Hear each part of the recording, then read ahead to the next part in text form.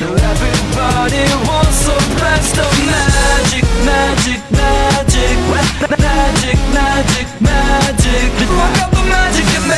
Welcome back to Bob's Magic Emporium. It's Wednesday, Magician 101 time, the show for all magicians. We got a really great, a lot of questions this week. Before I answer the questions, post your questions down below for next week and I'll give them an answer. Also, I want to tell you something kind of special. Be on the lookout at the end of this video for something kind of fun. I'm not going to tell you what it is till we get to the end of the Magician 101. So take a look at this at the end.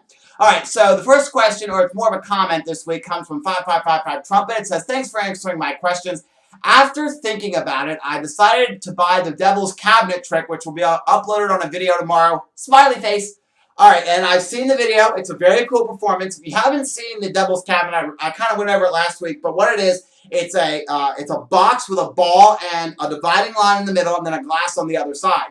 And there's a glass and a ball sitting on the outside of the cabinet. You cover up the cabinet, you close it up, you put the ball in the glass outside of the cabinet, you reopen the cabinet back up, and then the ball is inside the glass that's inside the cabinet. So it's really a cool trick. I want to get one after seeing the performance of it, but it's like really expensive. He said, you know, the Astro Ball version of this is like over $200, and then he found his for like 30 bucks on eBay. So I want to keep checking eBay and see, but he says they're very rare to pop up anywhere, including eBay. So we'll have to see. All right, 5555 Trumpet has this question. Also, what do you think of the Ghost Bottle and the Vanishing Coke can? All right, before my local magic store closed, Barry's Magic Shop, I got to see the owner do the Vanishing Coke can for me. He said, hey, I got a trick you might like. He showed me the Coke can. It's really cool. You take this Coke can, you pour the Coke out, and then you place it in this little tube, you blow in it, and out pops a red silk. It is a really cool trick, and it's really baffling because people might think they know how it's done, but then you go back and say, well, how did the Coke pour out of the bottle? And they're like, oh, yeah. And then they forget about the Coke coming out of the bottle, so it's a really great trick. I recommend getting it. I don't have it. It's one on my list of magic tricks that I definitely want to get. So, you know, I want to get it at some point, but other tricks seem to come out that get in the way of me buying that one. So I'll definitely get that though when I, you know, when I don't have other stuff to get. So, but that looks like a good trick, so I recommend getting that. And also the Ghost Bottle, this is one where you have a bottle of Coke. It's a plastic bottle, and then the Coke, it's a full bottle. You see the Coke line start going, and then the Coke just vanishes. I don't have this trick, but I did some research on it, and people online say that it is not a good trick to do close up because they can see the gimmick. Or the secret, whatever. They use the word gimmick, but I don't know if there's really a gimmick to the bottle or not. So I'm not going to tell you it's a gimmick, but they say you can see whatever the method is for vanishing the Coke. And so it's not good if you do close up or if you do even in close proximity. So basically, I would say my computer, my camera is probably about 3 feet away from me, 4 feet, something like that. So, you know, I would say that from this bookshelf to the wall over there is probably about 6 feet, and they say it has to be a little bit more than I think 10 or 11 feet. So you kind of have to be on a big stage doing this. So if you want the trick, taking that into account, you have to do it on stage. You can't do it close up. And 5555 Trumpet also says, what do you think of the coin to cross, as you made reference to it when talking about Danny Archer's 3-ball routine? All right, coin to cross is kind of the same premise as the 3-ball routine. You have coins in your hand. You give your hand a little shake or a little wiggle or a little thumb move like that, and then all the coins one at a time jump into this hand. It's really cool. It also works the same, sorry, not works the same, but it also has the same premise as Cards Across, which is where you have like 10 cards in this pile, 10 cards in that one. You ask the audience how many cards you want to jump from her pile to his pile. Kind of the same thing. That is great. Both those are really great. There's lots of... I think some of these DVDs, the World's Greatest Magic by World's Greatest Magicians DVDs, there's one, I think, specifically for Coins Across. So there's many routines and handlings on Coins Across. But it looks like a really cool trick. I don't do Coins Across or Cards Across, but one day I've always thought, I want to try to learn that. So, maybe one day I'll do it. But it's a really cool thing. I think you should definitely go learn how to do that. Because a lot of magicians do it in their show and gets a good reaction. Especially cabaret-style magicians do Coins or Cards Across. And Dave Rothwick has the final questions. Hey, 444RR, great show as always. How often do you practice your shows? Okay, so that's his first question. A lot of magicians say you should practice like 4 to 5 hours a day. I don't practice 4 or 5 hours a day because people who practice 4 or 5 hours a day, this is their only thing they do. Magic. Full-time, 100%. I don't do 100% full-time magic. So I don't practice 4 to 5 hours a day. I usually practice about an hour a day. I try to practice an hour a day, every day. And even if I can't do an hour, I try to at least do 15 minutes of it. At least just to, practice my sleight of hand work and things like that. But normally I practice my close-up shows, because that's what I do the most nowadays. I used to do a lot of birthday parties. I kind of pushed that to the wayside, because I like the one-on-one, or sometimes the two-on-one, or the three-on-one interaction you get in a nice close-up setting. Because I like having the spectators really close to you when you do the magic, and the secret could be shown to them, but they can't see it if you have really good sleight of hand. So I try to practice an hour a day, all my shows, even when I do birthday party shows. But normally when I do a birthday party show, I like to practice my show about a week out. So I usually get booked to do a birthday party show about a week or two in advance of the party. So about the week before the party, that whole week, I practice my nothing but my birthday party show. So I would say normally an hour, but if you're doing magic 100% full time and you're doing nothing else, you don't have any jobs, or you don't have to go to school, then I say practice at 4 or 5 hours, because you have that time to do that. But if you go to school or your work, it's not feasible to do it, 4 or 5 hours a day.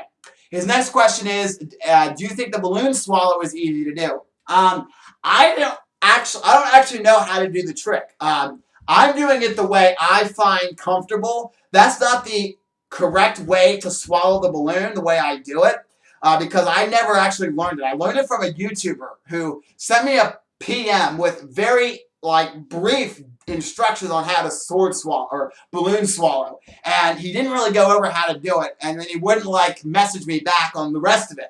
So I don't know how to actually do it, so I do it a different way. Well, you could probably catch how I do it when I did the balloon swallowing for the magic challenge. So I gotta say that it's easy, but it's not the right way to do it, and people can catch the way I do it. I have a feeling people could catch the way I do it. So I say go out and buy Tomas. He's the guy who does the cardiologist deck, a really great trick. Go out and buy his Geek Magic DVD. Not Magic Geek, but Geek Magic, because it teaches you how to do it on the correct and proper way. And finally, he says, is the Card Panda hat good, and do you think it'll last a long time? Keep the magic in you. Of course, I got the magic in me, but here's the Card Panda hat.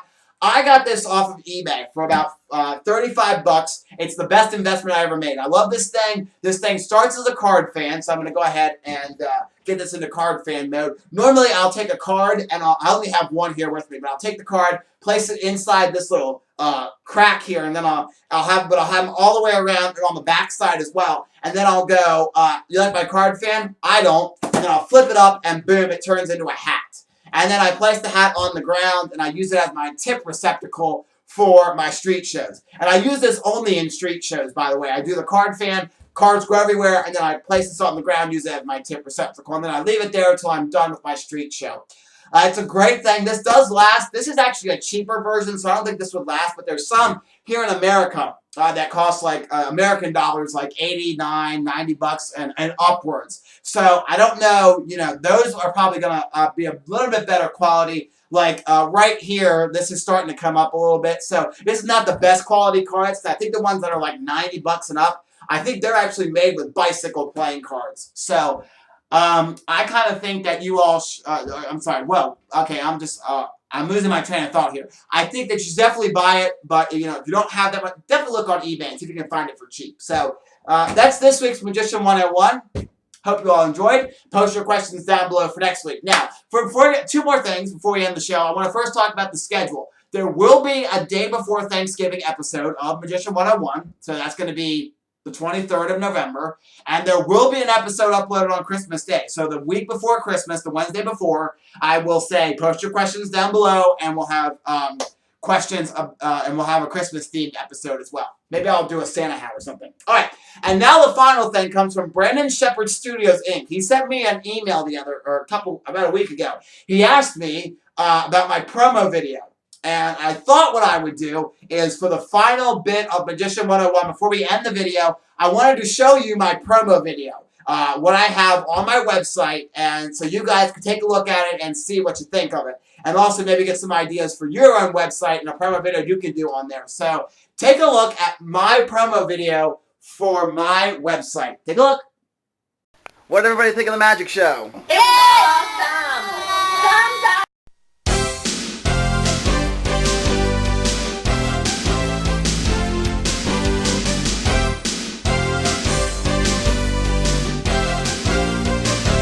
Over here inside the castle. You pull back on the slingshot, and the whole point of Angry Birds is to get the red bird to fly through the air, boom, and land in the castle with the green pig. And he'll destroy it. Alright, go and open up your hand. Close up your hand really tight. What does the blue one do? Tap the hand for me. Like you're tapping the screen. Open it up, because it actually breaks into 3 little blue birds. That is my prediction. Do you see it? Now, I should really make it a little bigger. Because the one ball does go in the corner pocket. That is pretty cool, and that's my...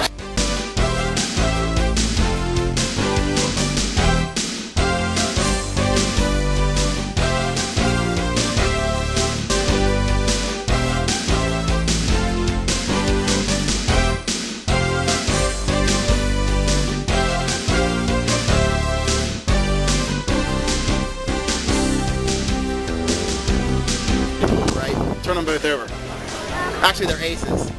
So I don't know how that happened, but they are That aces. is confusing. All right, I'm going to put that away. That confuses me too, so we won't do that anymore. You're the one who does it? My grandfather said if your tricks don't work, always keep a good card trick under your hat. There's a card there. It's red. Go ahead and pick that up for me. Oh boy. I think it's even big too. Unfold it. 10 of hearts. Was that it? Yes, very...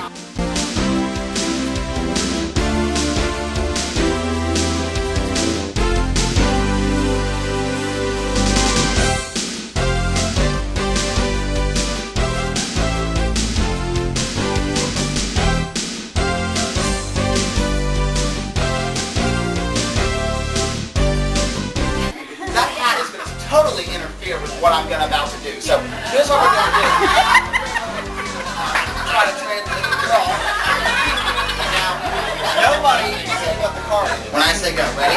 1, 2, 3, go. Whoa. Awesome. You can take that off your head and see what you have on now.